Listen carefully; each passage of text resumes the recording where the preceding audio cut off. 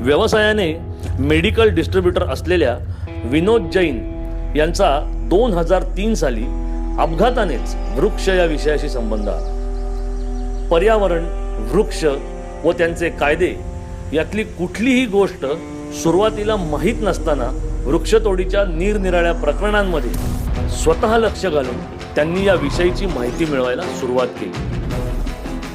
अनेक बाबतीत नियमांचा गोंधळ, कायद्यातल्या त्रुटी, त्यामुळे तयार झालेल्या पळवाटा त्यांच्या लक्षात येऊ लागल्या। अनेक बाबींमध्ये महत्त्वाची माहिती सहज उपलब्ध होऊ शकत नसल्याचे त्यांच्या लक्षात आले। निरनिराळे कायदे व ही गोपनीय ठेवलेली माहिती समजल्याशिवाय वृक्ष संरक्षणासाठी काहीच करता येऊ शकणार नाही हे त्यांच्या लक्षात आले। त्याच दरम्यान माहितीच्या अधिकाराचा कायदा पास झाला। मग विनोद जैन यांना उभारी आली। माहितीच्या अधिकाराचा पुरेपूर अभ्यास करून त्यांनी त्याचा उपयुक्त हत्यार म्हणून वापर करण्याचे ठरवले। मग त्यांनी मागे वळून पाहिलेच नाही।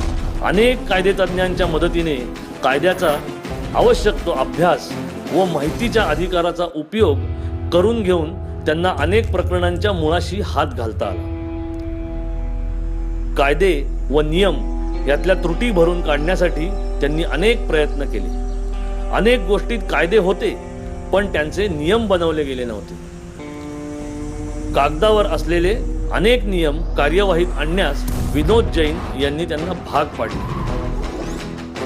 वृक्ष वाचवण्यासाठी त्यांनी अनेक आंदोलने केली। एक वृक्ष वाचवण्यासाठी लढा दिला। गेल्या 10 वर्षांच्या त्यांच्या या अथक प्रयत्नांमुळेच आज हजारो वृक्षांना जीवदान मिळाले आहे व त्यांच्या या चळवळीच्या मागे शेकडो कार्यकर्ते उभे राहिले आहेत। त्यांच्या या कार्यामुळेच त्यांना अनेक पुरस्कारही प्राप्त झाले आहेत। वृक्ष संरक्षणासाठी त्यांनी दिलेल्या या प्रदीर्घ लढ्यामुळे आज ते वृक्षप्रेमींचे आयकॉन ठरले आहेत। आज विनोद जैन आपला खटला स्वतःच लढवतील।